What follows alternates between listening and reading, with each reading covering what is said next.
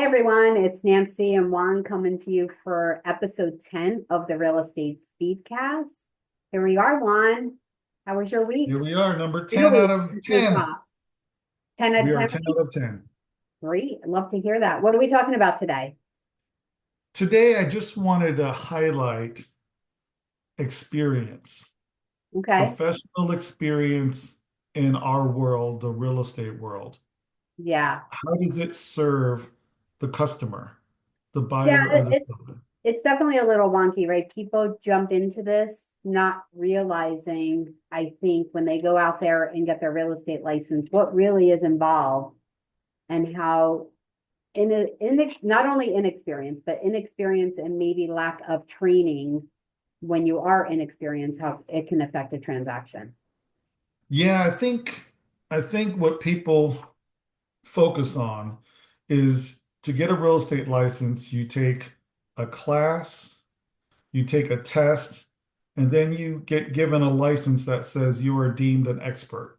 Yeah, you can make $1 million now. Yep, now it's $1 million listing, but you've never in the class, you've never written a contract, Right. you've never done formal addendums, you've only looked at, I guess it would be the legalese or stuff that'll get you in trouble, marketing or office signs, things More like that. stuff in the class, like what would get you in trouble, or stuff that I'm never going to use, like how many acreages are in a mile or vice. I don't even know, right? Like stuff like that, that it's almost Mhm. like when you're in high school, you take these classes and you're like, am I ever going to use this in the real world? Yeah, am I going to It's use sort of trick? like that with real estate because it's not really teaching me how to serve the customer and how to serve the customer well.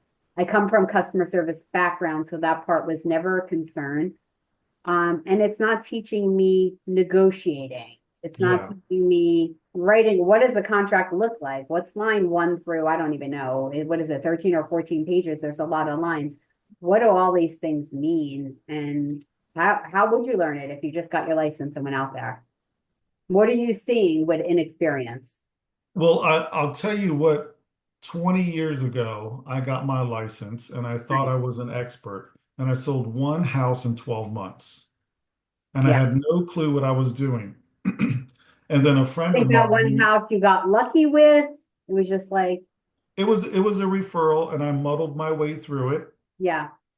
and it did close. No effort of mine. It was mostly the listing agent that got it Yeah. to close. They kind of carried me along. Right. But then I got plugged into working with Andy, and Okay. that's when my learning process began, Andy, right? we're still not, Uh, we haven't seen you here. yeah. So the key is for me, I think, is that when you get your license, you don't even know what questions to ask in order to get experience. You don't know what to ask. You know what you're falling into. You really have no idea.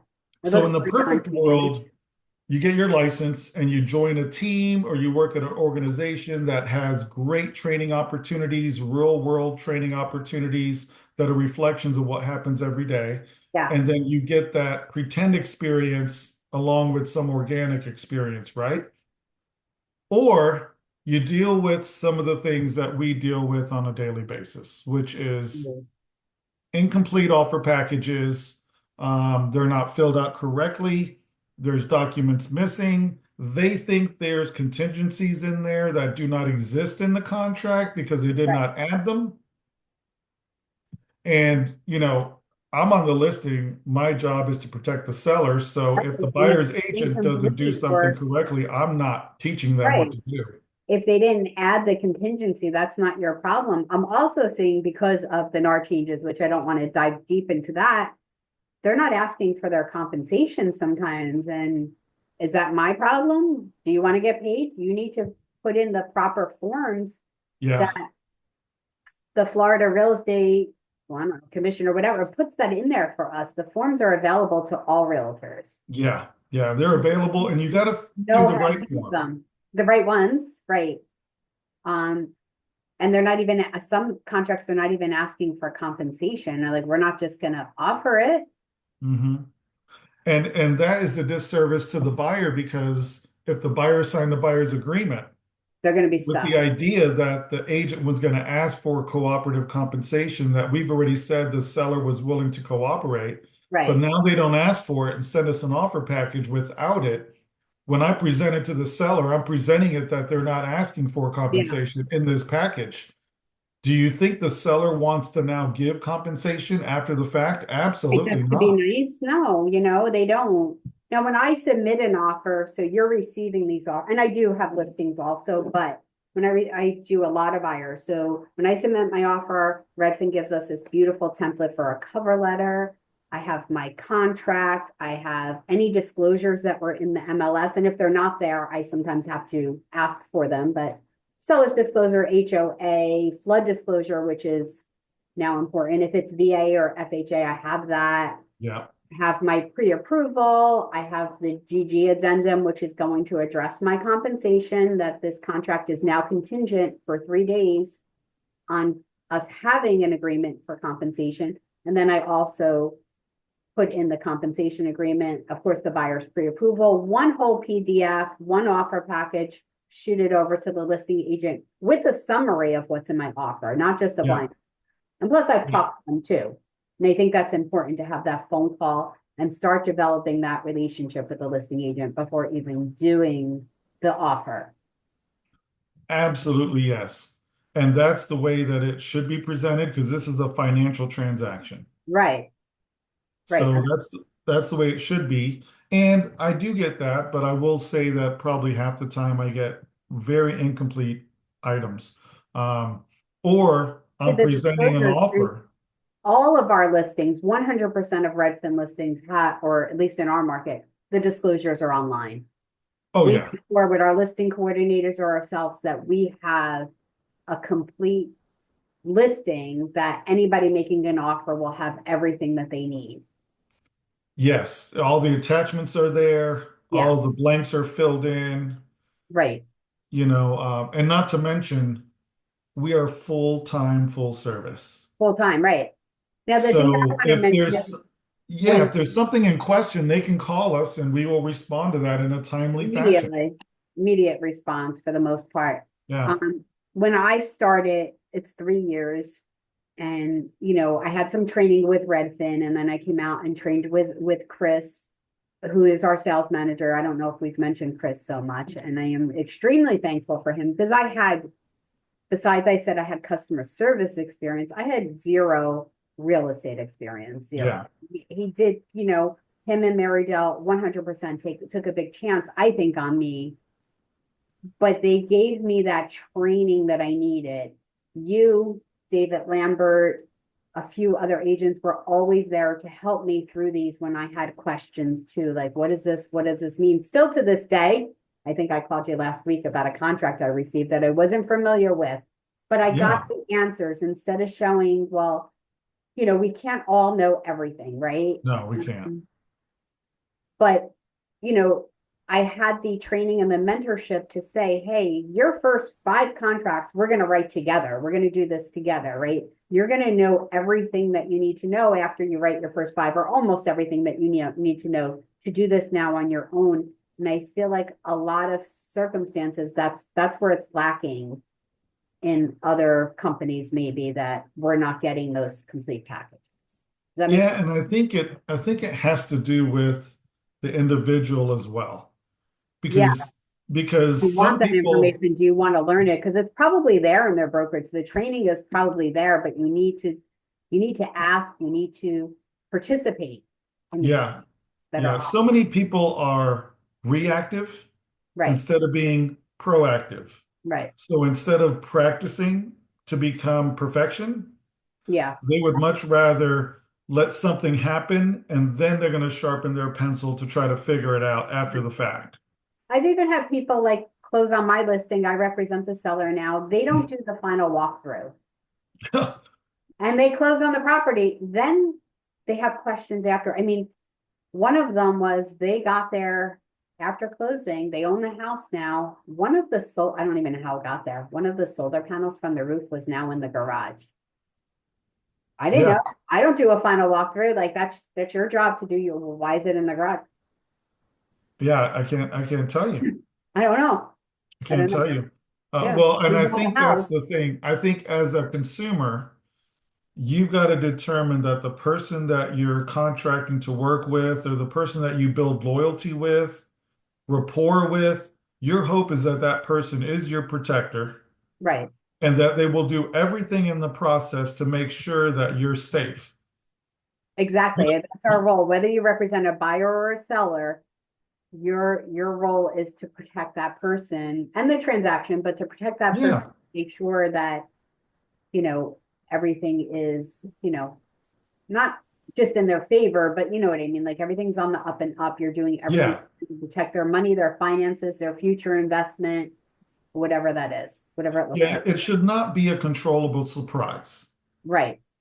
Like to go after closing and find a solar panel in the In the garage. That garage. is a And I'm like, controllable oh, surprise, right? yeah.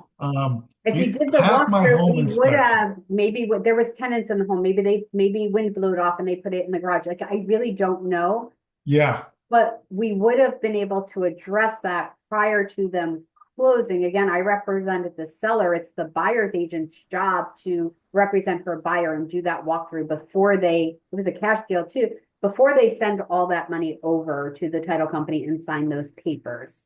What is yeah. the strangest, let's have a little fun. What's the strangest thing that you've ever seen happen due to lack of experience, maybe with an agent? Oh man, this goes I know, way like, back. let's have a little fun with it. Okay. All right. All right. This goes way, way, way back. Okay, I was an REO asset manager at Fidelity. This is probably 2010. okay, I get a call. I guess this is a weird thing, but so the agent did the home inspection. Everything was fine. right. They never went back to the property for like 3.5 weeks, never did anything else. They went there right at closing to close at the property, and the property was gone. Wait, what do you mean it was gone?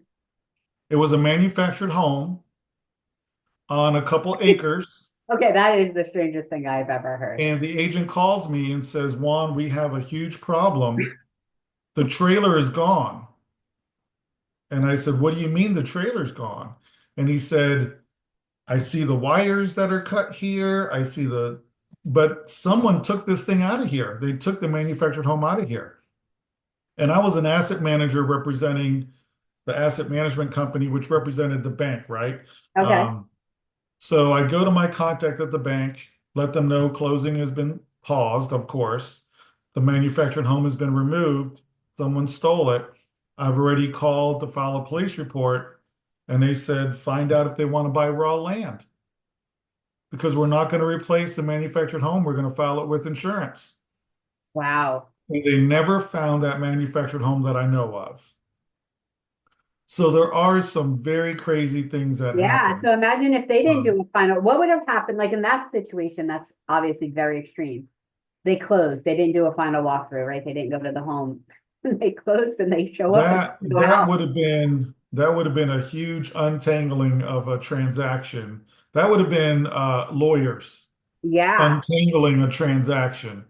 Because it's not like it's a seller that says, listen, title company, shred those documents. yeah. I'm okay with it. It's an entity. And can you imagine trying to get approval from somebody with power to stop something before the end of the day when it clicks over and the title company has to perform what they do to transfer ownership? Yeah. And that I that would could think have that would have really been, been, I mean, obviously the buyers were able to get out of that, but that could have been a really bad situation for them if they continued on with that closing. yeah. Now, What I no. think about all the time is, and this happens like 60, 70% of the time, something as simple as the home inspection. Yeah. Now, for my They just sellers, don't do them or they don't. they don't go to them. Yeah. They don't go to them. For my sellers, we have always a Redfin representative at the house, Right. not just because we want to control access by third parties and we want to be there in case something happens. Somebody checks a toilet, it starts leaking, we have someone on the ground right And there. if the home is occupied and the seller stuff is there and, just add a peace of mind. Yeah, and on a buyer side, I always go to my inspections, but I have to put in the MLS that the agent's required to go to all buy side events, and they still don't even go. That's interesting. I've never seen that before. They still don't go to the Yeah, no, events. they don't go. So Sometimes they can you call me, they're imagine like, a are you home gonna inspector? be there to open the door for the inspector? I'm like, well, are you not going to your home inspection?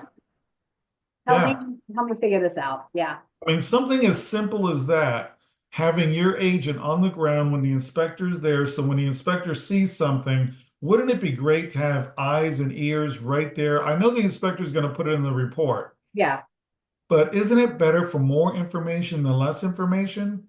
yeah, to know. And then you can talk to the inspector right there to say, hey, I know we'll get the report later, but what did you find? Anything that Yeah, is gonna be a huge red flag for us, yeah. you know? What's the concern about this, right? Yeah.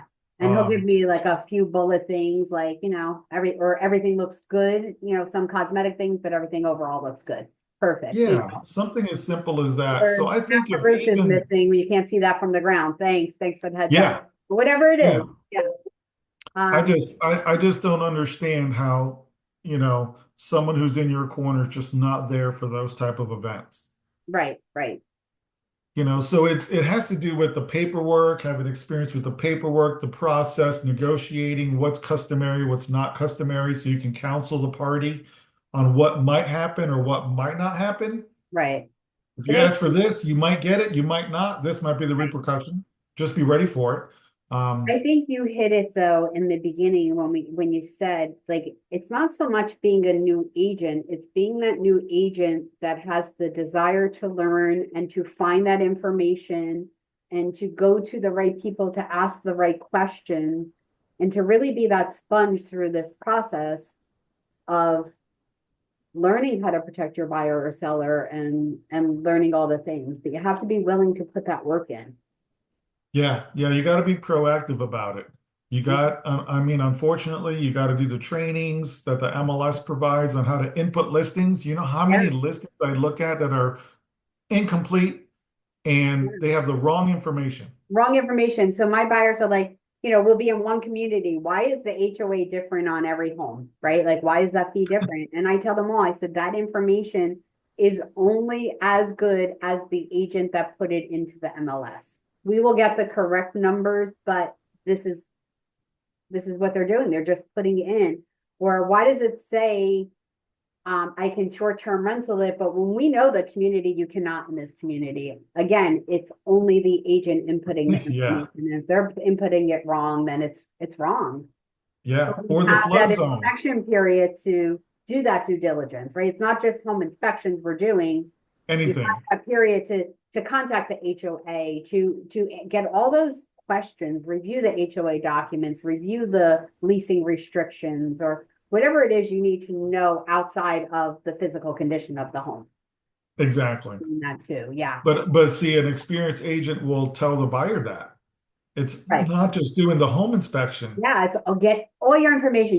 We have 10 days now. Like boom, let's do this all in 10 days. I tell my buyers, I said the Yeah, first week when we go under contract, that's the worst of it. That's the worst.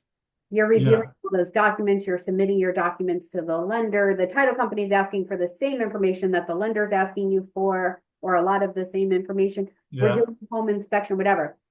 Let's get through week one. And then And then it starts to go plan window out. shop for furniture. Don't put anything on a credit card, but just, Yeah. do your thing. We'll get to closing after that, right? You're absolutely right. And I think the key is we could keep this going forever. Yeah. I could talk to you all day, Juan. You know it. Yeah. Yeah. I mean, I could too, but I think the most important part is for customers, know who you're working with. 100%. Yeah. When I go to listings, I teach my sellers what to ask other agents when they come to do their listing presentation. Right. And it's not like you're trying to No. get them to go to somebody else, but you want them to know what they're getting and let them make that educated Yeah. decision at They that. want to pick the right fit for them. Yeah, But they need to believe that that is the right fit, exactly. that 100%. that person is successful at doing what they say they're doing. Yeah. And look You at know, it reviews online. We all have reviews on there, yeah, They really tell the story of what what that customer's experience was working with you. Yeah, the reviews are very powerful. I'm Hmm. sure there's portals and there's ways it can be somewhat manipulated. Yeah, maybe. I'm Yeah. sure of it. But Yeah. I tell people the number one review you have is, do they sell houses? There you go. Look at the number of transactions that they've done, right? If they've How sold, long they're doing it. So they may have 100 transactions, but they've been doing this 30 years. yeah, yeah, yeah, Yeah. yeah, exactly. So it's not to be boastful or anything, but usually you get very sharp by doing the same process Same thing over and over consistently again. over and So like over. you're Yeah. at, I don't know, almost 800, right? 760 deals, I think I just saw, A which is little over, yeah, around a little in the mid sevens. It's been 20 years. it's incredible numbers. It's Yeah, incredible. but I consider myself beyond fortunate because I've been surrounded with so many powerful people that have taught me processes That's the way that I feel. I did You're not that really person. I invent. mean, you're one of those persons for me. Oh, thank you. Thank you. I So, mean, I did not invent a lot of stuff. I've just kind of but you share modified it it. You to fit my share it with our whole personality. team, not just me. Like you take that Yeah, information you have and you're not holding it to yourself. Like you want us all to be successful, even though you don't have a financial gain with my success, but yeah. you want us all to be successful and you're always there to do that. And in three Well, I years, think I'm at 140, which are yeah. decent numbers, you know, I mean, but think about that. What is that? 3 years? 3 years. It was 3 years in February. I had my first closing April 2nd of 2022. So Yeah. I think about it in a different way. So, for some people, it's just making a little bit of money and going on a Bahama cruise. right, right. You know, I've never focused on what I make. Right. I've Yeah, always focused on the customer, helping people. helping people. No, I it's mean, funny because people will I ask feel like me, if you tell the truth and you don't got to remember what you said and you help people, I yeah, think 90% of people are very respectful of that. Some people can't take bad news, but that's okay. But you have to tell the truth and you have to, just help guide them along the proper way. right. And then they tell their friends about Me, you. especially lately, like you work a lot. Do you have any hobbies? I say, yeah, of course I do. It's real estate. Hold on. Yeah. When you Yeah, like what you're hobby doing, it too. doesn't feel so bad. Yeah. When you Right. like When what you you're love doing, it doesn't it, feel it bad. feels like a hobby. It's fun. It's exciting. It's helpful. It's rewarding. It's all the things that it's more than I have ever dreamed it would be, helping Yeah. people. Yeah. We're very fortunate to be in an occupation where we can be flexible with our time, Right. but at the same time serve a multitude of people. And most of our people are very happy. Yeah. Yeah. When they get to 100%. the end, Yeah. it's most of it's joy, some of it's relief, but Yeah. Yeah. Some but it transactions are still like, is a huge positive. Yeah, it yeah. still is a huge positive. But I Yeah. think the key takeaway is know who you're working with. And if you're unsure of it, do some due diligence and research online. You Right. know, look them up and see what they're really doing or ask them. Yeah. Ask And them. if I they mean, don't you know can the compare that to answer, what you see online. They're saying, yeah, yeah, man, I did 20 homes last year. And then you look online and you're like, not really seeing yeah, that information. yeah. Are they I tell honest? And people, so ask now them. it's going to go to, anyway, we can keep talking all day, all day, all day. Yeah, This is supposed to yeah, be a speedcast, so we'll, meet yeah, next week. yeah. Thank you guys for watching and please share and like. Absolutely. Have a great week.